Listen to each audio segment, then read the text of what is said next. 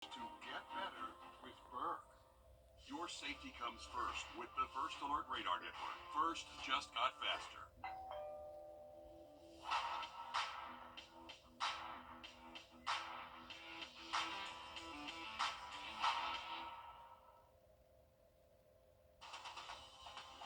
Live from Augusta, you're watching News 12 at 6 o'clock.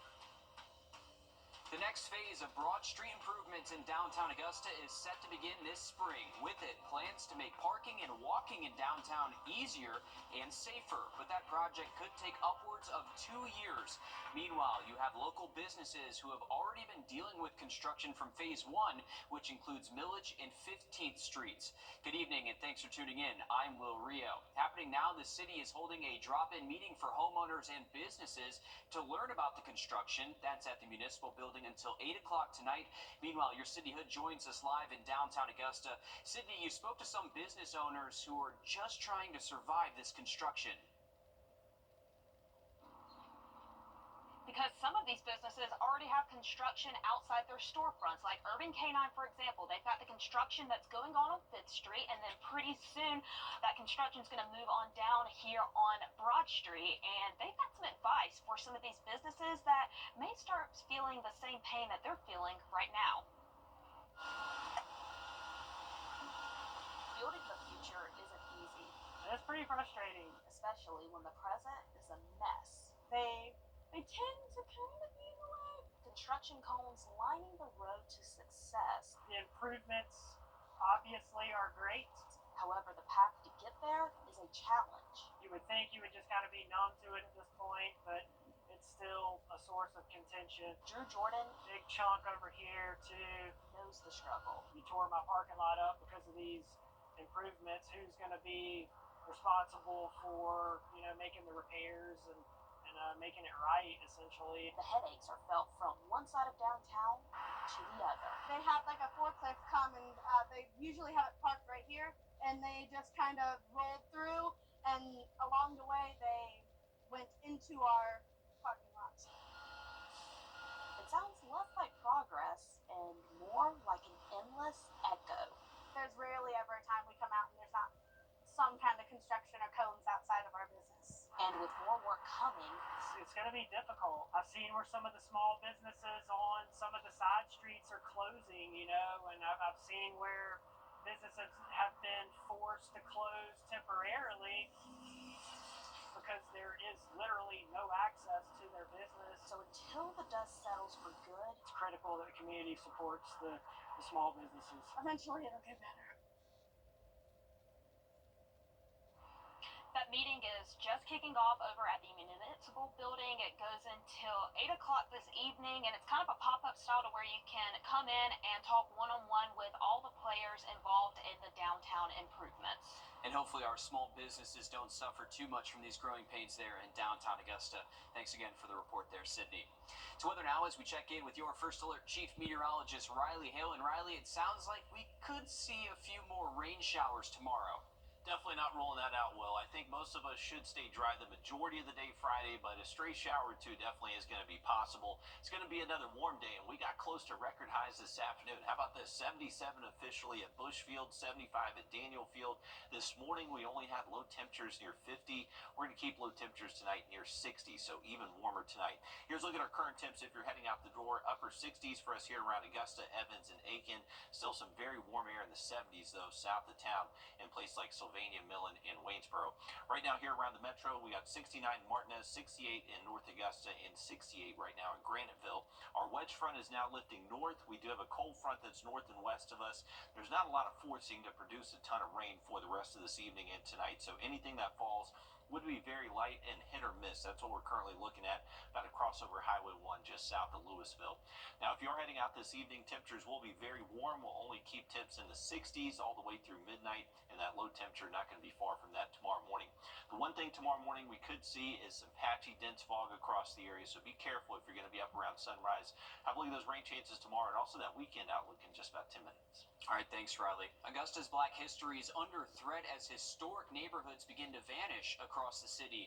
The Department of Housing and Urban Development provides millions of dollars in entitlement money every year to preserve our cornerstone communities. Senior investigative reporter Liz Owens uncovered. All right, thanks, Riley. Augusta's Black history is under threat as historic neighborhoods begin to vanish across the city. The Department of Housing and Urban Development provides millions of dollars in entitlement money every year to preserve our cornerstone communities. Senior investigative reporter Liz Owens uncovers that help is getting lost in local government before it reaches the people it's meant to help. Augusta receives federal funds to ensure safe and affordable housing. But after more than a year of investigating, I found some of the money just seems to go missing and generational homes are lost, like the brick house on Branch Street.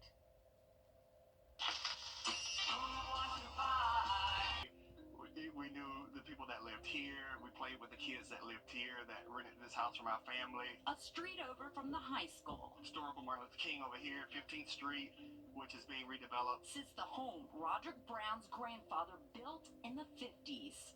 This is a pecan tree, and we used to love coming out here as kids, picking up the pecans that would fall on the ground. So yeah, this is a big pecan tree. Henry Brooks was the first African-American licensed contractor in Augusta and became a building inspector for Richmond County. Brown's grandmother and uncle worked as crossing guards at T.W. Josie. Brown's mother followed the same path as her parents in public service after graduation, first as a social worker, later as a substitute teacher.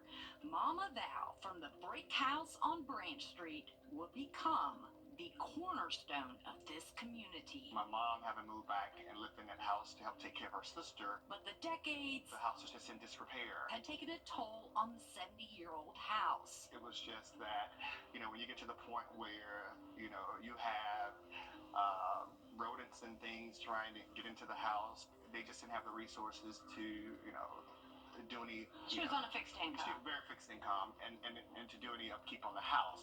Housing and community development has resources. Augusta Richmond County is an entitlement city, meaning our local government receives millions of dollars from housing and urban development every year to help families like the Browns. And so there was a couple of, grant programs that we were made aware of where they would come in and do, emergency rehabilitation type work. Roderick Brown began inquiring about the grants in the spring of 2021. A few months later, he receives a letter from Housing and Community Development. Family got excited because at least we were, going to be able to stay in the community, which all of us are very familiar with. Behind the scenes, warning bells are going off. The director of Housing and Community Development emails his staff this: I am deeply disturbed as to the rehab sector's programmatic processes and guidelines. The Browns receive a second letter in September of 2021. Thank you for applying to the Housing and Community Development Rehabilitation Program. Unfortunately, we regret to inform you that due to the extensive work required for the property, we are denying the property for the rehabilitation program. However, the property has been chosen for a demo reconstruction project for the year of 2022. And this is what we received from the Housing and Community Development. Fast forward to 2023.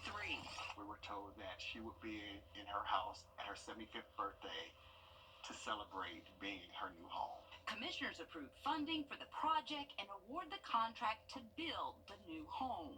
And my family was relocated.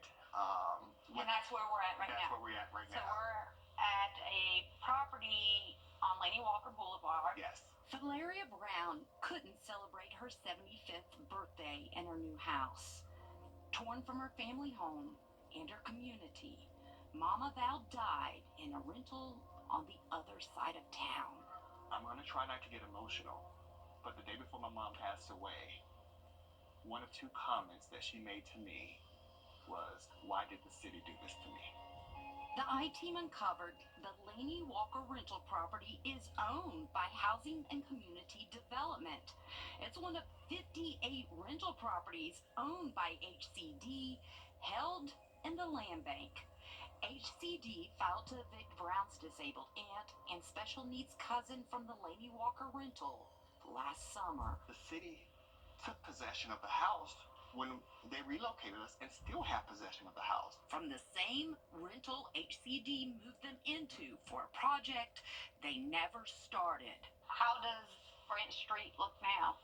Completely, it's uninhabitable, it's unrecognizable. Shrubs, trees have grown up to where you can barely see the house from the street, and it's not habitable at all. So 2 years later, nothing's been done. Nothing's been done. The house has not been demolished, has not even been cleared to even start the work. Nothing has been done. Despite HCD spending more than $11,000 entitlement dollars on an architect and $270,000 entitlement dollars on a builder. The commission approved the funding in May of 2023. The contract with the contractor was signed with a specific amount of money for that contract in May of 2023.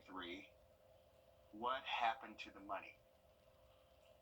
So where did the money go? And why are rentals being held in a land bank? And what led to HCD temporarily suspending the rehab program? The Director of Housing and Community Development has an office in this building. He did not answer our questions, but he did respond to an open records request. Turns out the funding source for the majority of the rentals in the land bank came from entitlement dollars. More than $3.4 million out of the same pot of money that was supposed to go to the brick house on Branch Street.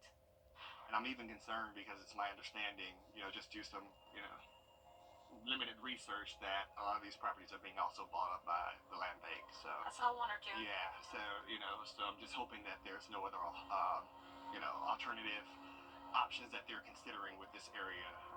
But I hope that they preserve this area, considering the history, that's here. Because when local history is allowed to vanish, legacies die, and cornerstone communities crumble. Roderick hired an attorney to fight the eviction, and on the 1st of this year, his aunt and cousin signed a lease agreement with HCD to stay in the rental. So they are housed, but they are not back home in the brick house on Branch Street. All right, thanks, Liz, for that report there. Still ahead, we're seeing more and more apartment complexes pop up around Augusta. After the break, your Julius Evans takes a closer look at how much they cost and some projects that could be breaking ground soon. Riley? And we got close to record highs this afternoon, likely going to get close again tomorrow, Saturday, and again on Sunday. So the warm air sticks around, but changes next week. Have a look at that in the full forecast next.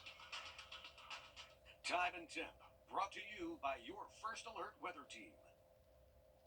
It's the coldest time of year in the CSRA. To stay up to date on anything winter weather to severe weather, download our First Alert weather app to get the most accurate forecast in our area.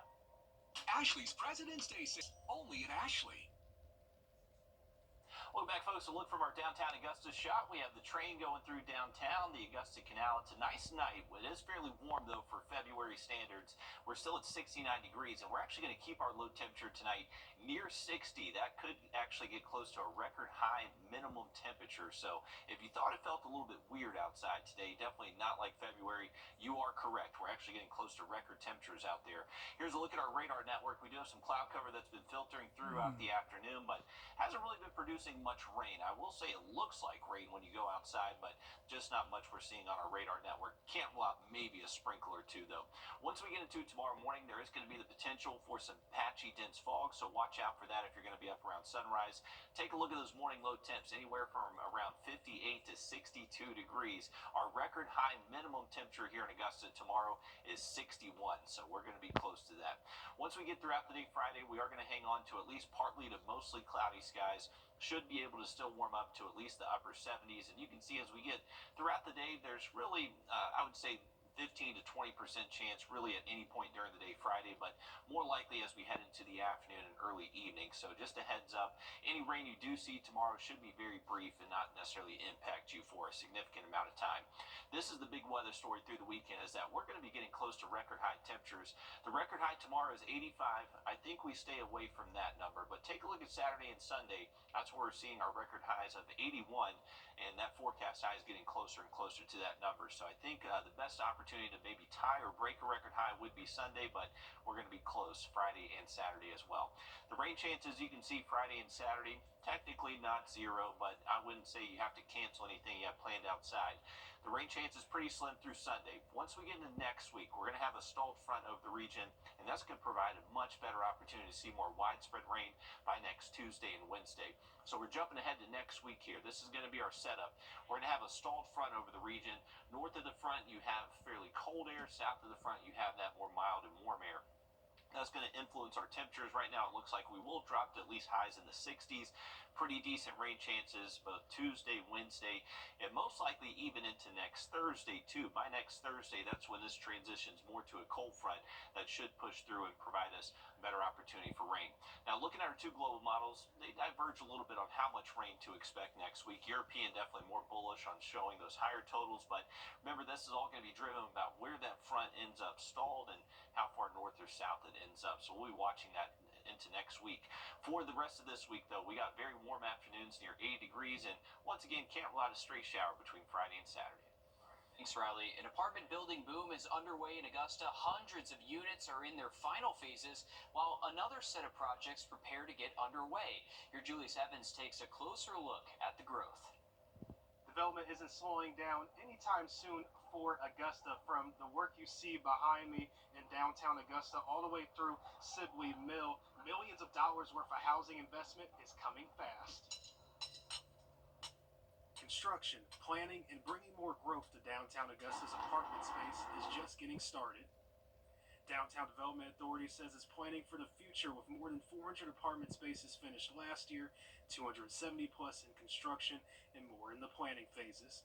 So if you add those numbers together, that's 1,200 living units that are going to be added to the downtown inventory. And so we're getting closer and closer to our goal.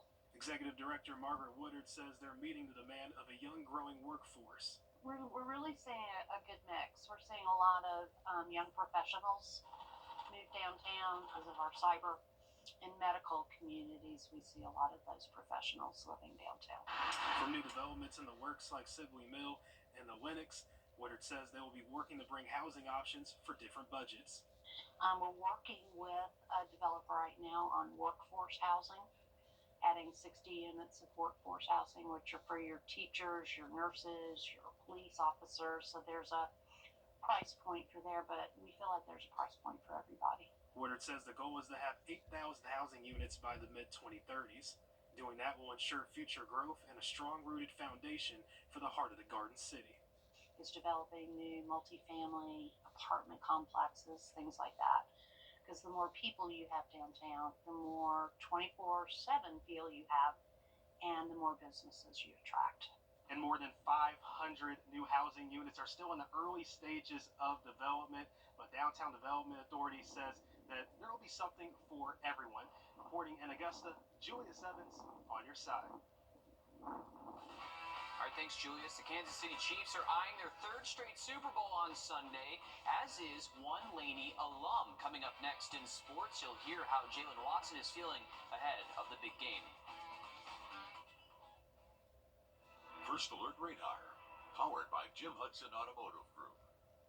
Accidents can happen. Get the strong arm. Call attorney John Foy and Associates. On your sideline, sponsored by Chandler Law Firm. Well, it's one thing to get drafted to the NFL, and it's another thing to have played in a Super Bowl every season since you were drafted. Laney and Curtis Baptist alum Jalen Watson will be doing just that on Sunday while his team goes for the first ever three-peat in NFL history. Watson will be looking to add to his already incredible resume.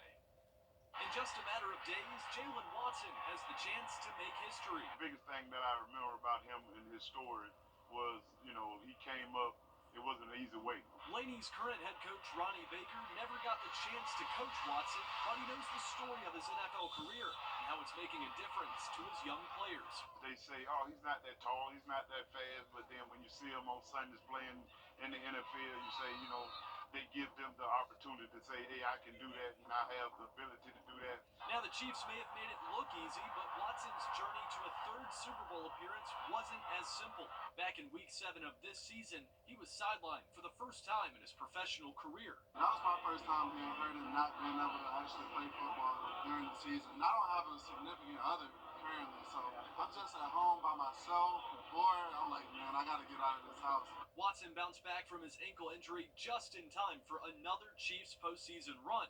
And now he's just one more victory away from having 3 Super Bowl rings to start his young career, while also representing one of the CSRA's longest standing schools. Now we're going to have more on Watson's story tonight at 10 and 11, and you're going to be able to watch the local athlete and the Chiefs compete against what is known as Georgia's national championship defense, aka the Eagles. Love those bird dogs, Joseph. We'll see what they do on Sunday. Hey, take a look at our 3-degree guarantee brought to you by Tub Doctor. We had our forecast of 78, actual high 77, so $50 more heading towards the new Center of Hope. We'll have a look at that 7-day forecast again just after break.